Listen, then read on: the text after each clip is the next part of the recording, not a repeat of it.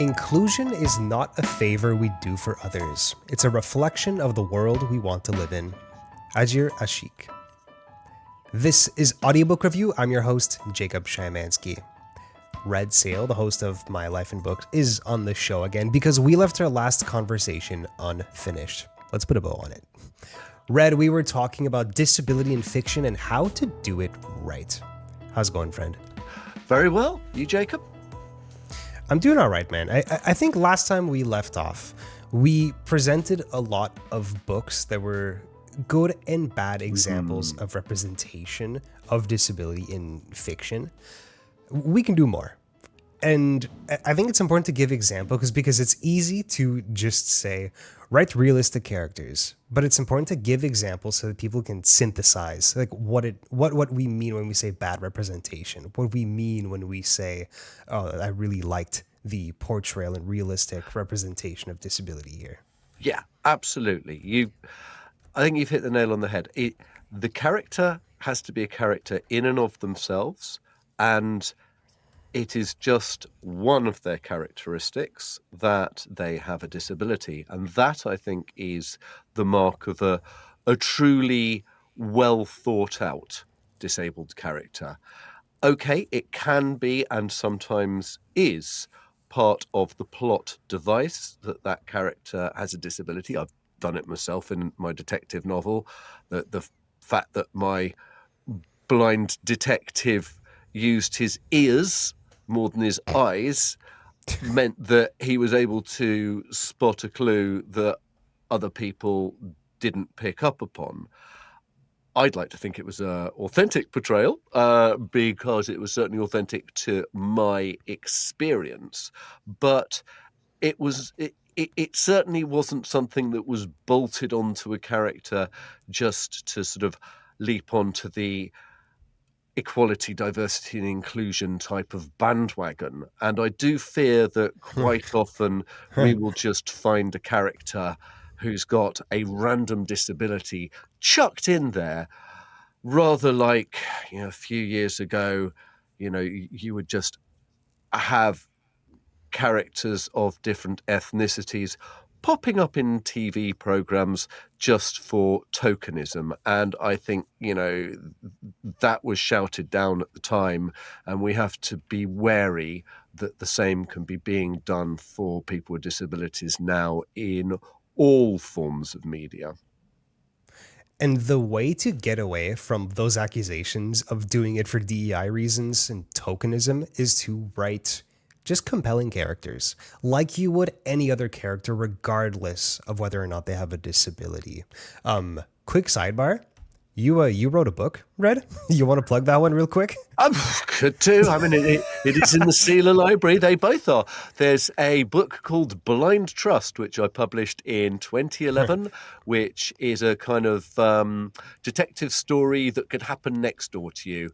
Joe Wind, my protagonist, is losing his sight to retinitis pigmentosa, and he picks up on a crime that the police just put down to suicide. He knows that character would not have taken that course of action, but it's all down to him to prove it. And I had great fun writing it.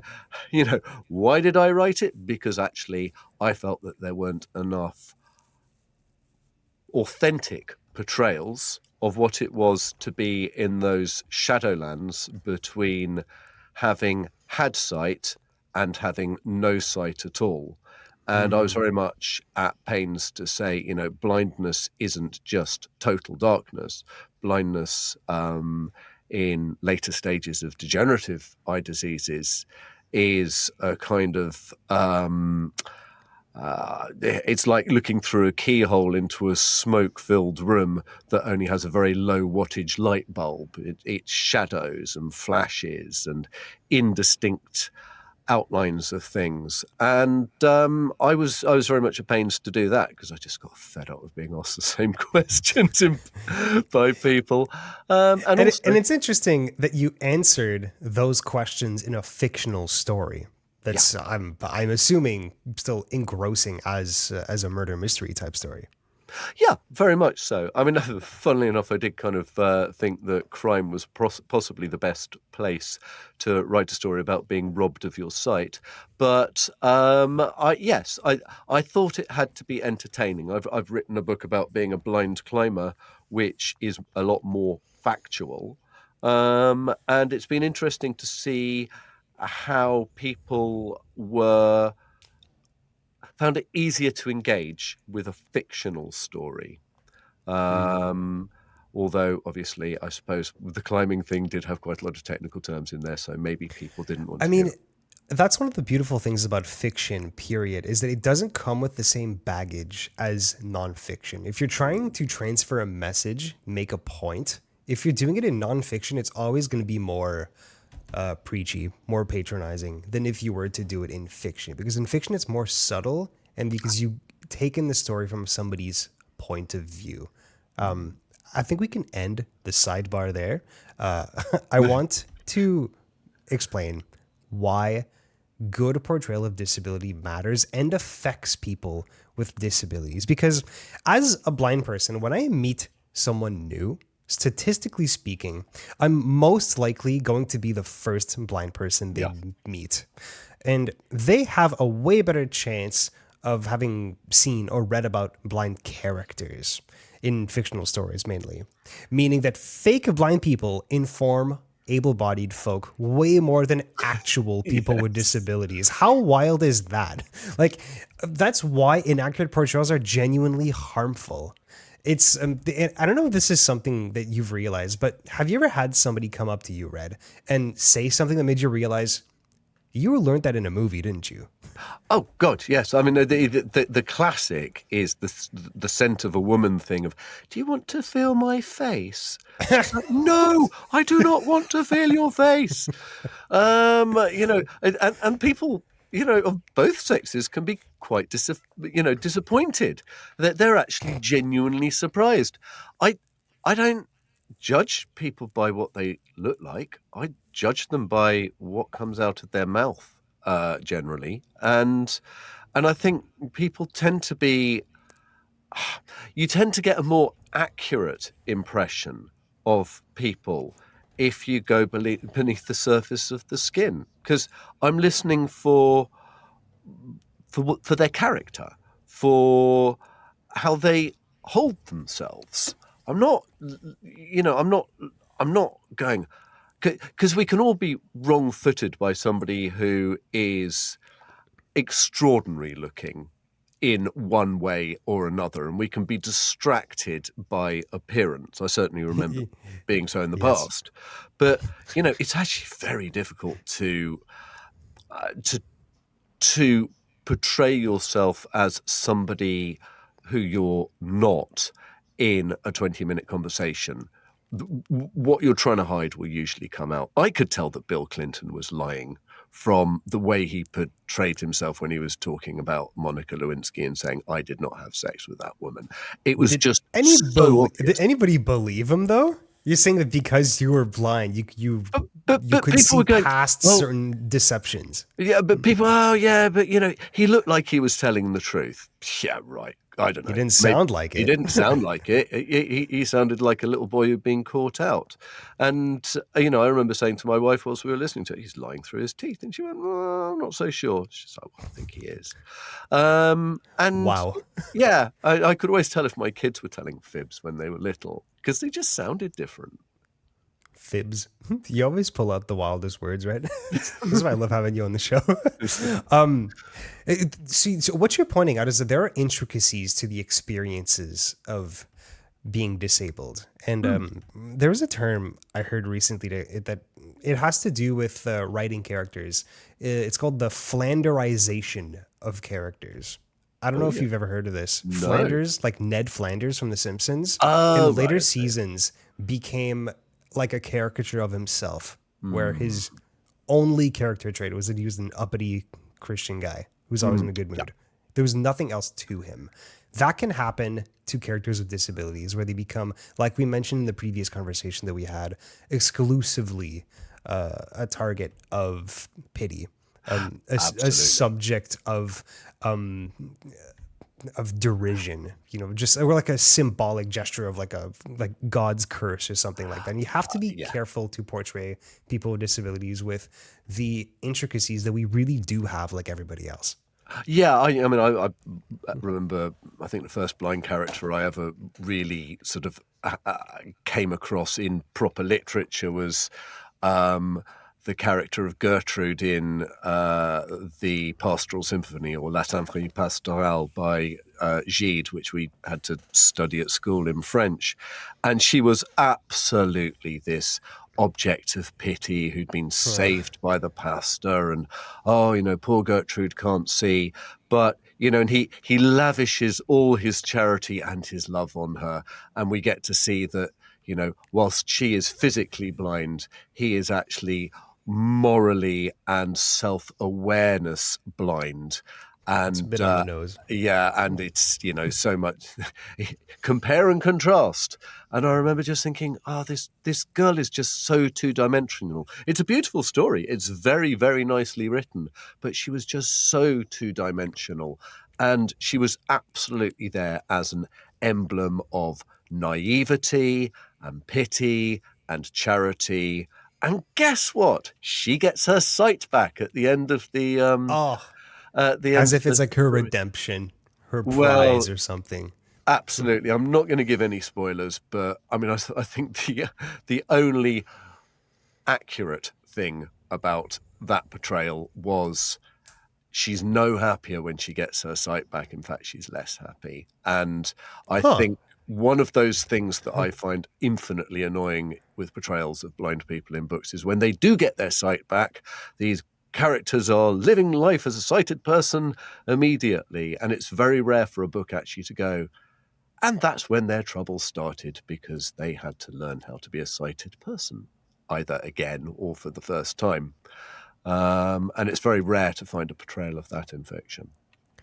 A good author has to be creative and curious more than anything. You should ask yourself the question, okay, if my character regains their sight, what would that really be like?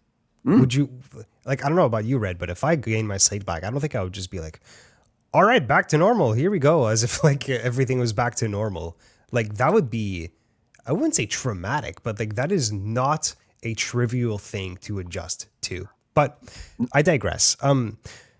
Having to do with the topic of being an emblem of naivete, there is a character that really falls into that description, and that's Molly from the Molly the Maid series by Nina Prose, which is an interesting case study in disability representation, specifically an intellectual disability. So not intellectual disability, sorry. I mean autism specifically. But the weird thing in this series, which is sort of like a cozy murder mystery, which I enjoyed. I thought it was pretty charming. But the main character, Molly, has autism, like it's pretty clear, but Nina never says the word autism. She never clarifies that it's autism. And Molly is naive and childish and sometimes kind of dumb, which kind of exacerbates like stereotypes of autism. And it really rubs people the wrong way that she's quirky because of her traits.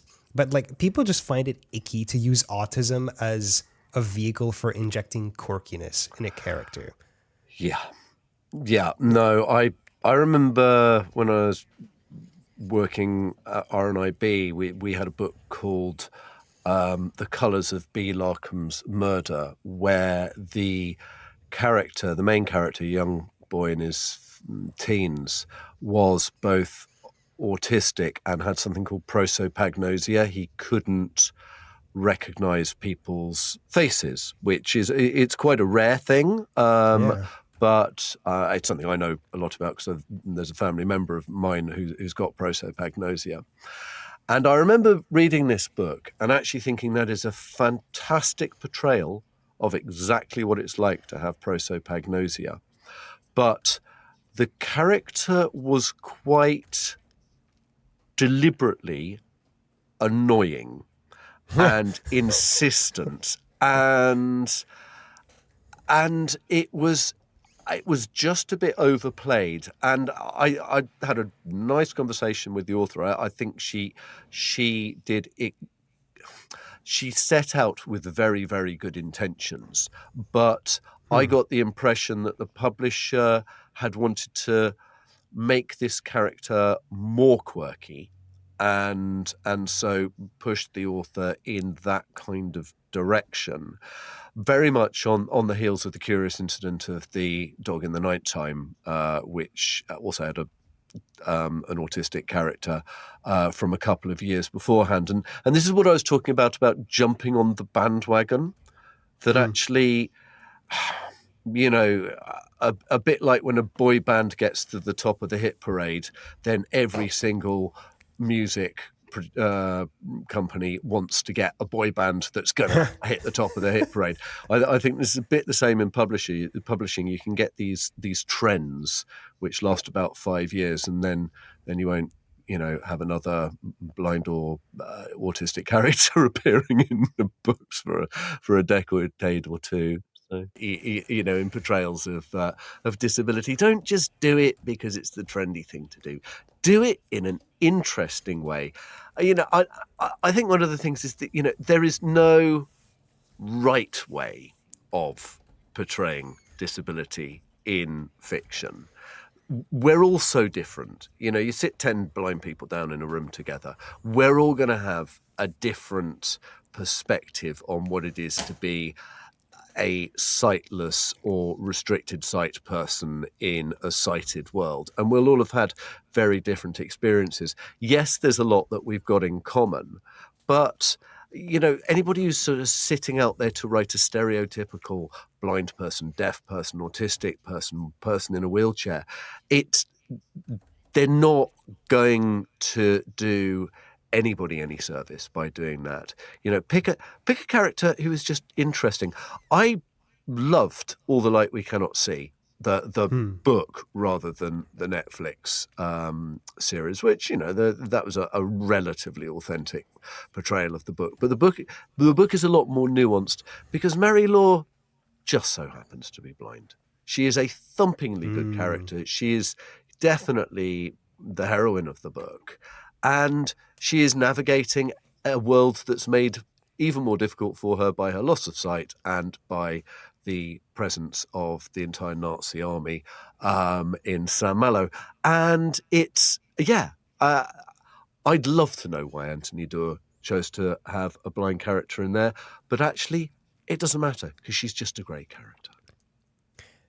And this is one of those things I wanted to bring up as we wrap up this conversation. If we had to synthesize what we're trying to say to authors right now with these past two conversations that we've had, Red, I guess point one would be do research about the disability you want to portray and learn how people with that disability actually do things in a practical way so that you don't perpetuate stereotypes. This is just as simple as getting your facts straight. The other thing is make your characters with disabilities fully fledged characters in the same way that you would any other character, with motivations and goals and personalities, and importantly, agency. I don't know about you, Red, but this is one that's really important for me. If a character is just a leaf in the breeze, what's the point? Absolutely. And I think about the best books with disabled characters. There are so many more that we haven't mentioned. And actually, yes, they tend to be the protagonist or close by the protagonist. And that's what makes them good. That's what makes them effective. Because, as you say, they've got agency. They might need a little bit of help, but usually they're also providing help to the other protagonist by giving a different perspective. And it's perspective that matters. They've got to have perspective. And if it's a 2D perspective, it just won't read properly. And it'll be another dull character to sit on the scrap heap of people who've tried and failed. But yeah, a 3D character with agency and perspective, we'll always, I think anybody with an allied disability would go, okay, good effort. Might not be 100% correct, but, do your research, as you say. Of course. And finally, one last point.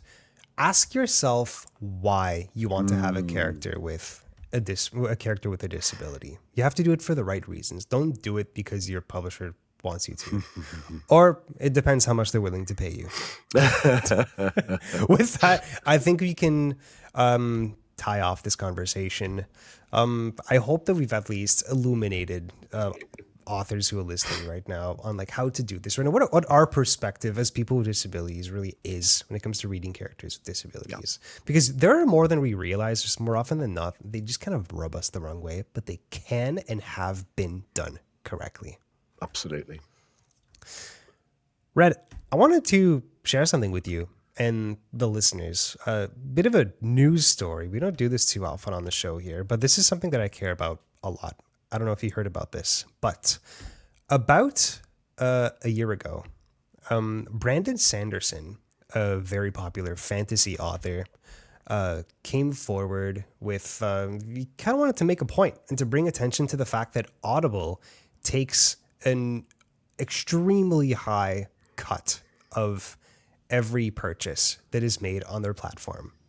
So to give you some perspective, platforms like Steam, the Apple App Store, the Google Play Store for apps, the Microsoft Store, the Nintendo Shop, and the PlayStation Store, like digital stores where people buy digital goods, the industry standard is to take a 30% cut.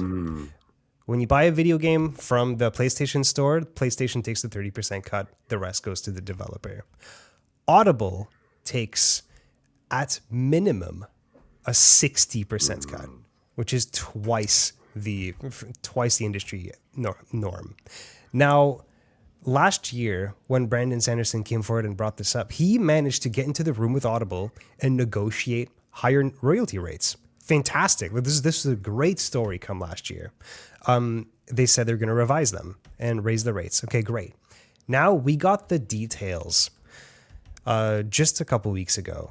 And what's been made clear is that, sure, the royalty rates are going up from 40 to 50% for if you're exclusive on Audible, and 25 to 30% if you're non-exclusive. Small, but if you're selling a decent amount, that's a good amount back. But the fine print makes it that you actually get a lot less than you would, regardless of the royalty rates. Because the short version of what the problem is with the new royalty structure is that Audible is essentially subsidizing their new Plus catalog by stealing from the royalties of authors outside the Plus catalog. So the Plus catalog, for people who don't know, is this collection of books, a couple thousand books that if you have a subscription to Audible, you can just listen to for free. Kind of like a streaming service. That's kind of where they want to go. And the books that are on there, you kind of have to be invited as an author. They're like sort of curated. But you can listen to them for free as if it was a streaming service. Everything else you have to buy outright or with a credit. Now, what's going to happen is if you, Red, go buy a book for $20, and you buy it a la carte, as they say, and this is not part of the Plus catalog. If the author has 50% royalties, you would expect that $10 of your $20 goes to that author. Not necessarily the case, because now, based on how much that user goes and listens to a book in the Plus catalog, that $10 gets split between you and the author of the book in the Plus catalog. Yeah. You see the issue, right? Oh, absolutely. Yeah. No, and it doesn't surprise me. I mean, there are so few people, so few authors who even barely scrape a living. You know, for every J.K. Rowling, there's 400,000 people grubbing around on less than minimum wage, and most authors I know have to subsidize their living by being teachers, doing lecture circuits. I know an author who's a plasterer, but the trouble is the publishers do not have the chops to go and have a fight with Audible. They still see Audible as being, the big show in town. as authors, we're just too small fry to be able to go and approach Audible and go, how much are you taking off me? This is my intellectual property. Because they can just go, say, find another platform. We shouldn't be surprised. It's exactly the same in the music industry. As you say, it's more... it's fairer in the games industry. The creatives in the games industry, I think, have managed to negotiate themselves far better deals. But there are fewer of them, and the indies have always punched a bit above their weight, I think. Yeah, that's true.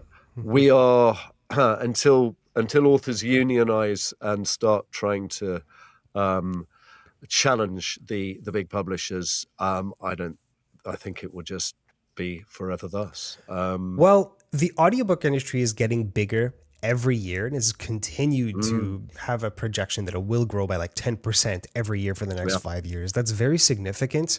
I think once authors realize the money that is being stolen from them in the audiobook industry, I think that's when real action is going to be taken. Because right now, Audible is a monopoly and they're acting in a monopolistic way. And it's not good for the industry. It's not good for us as consumers either.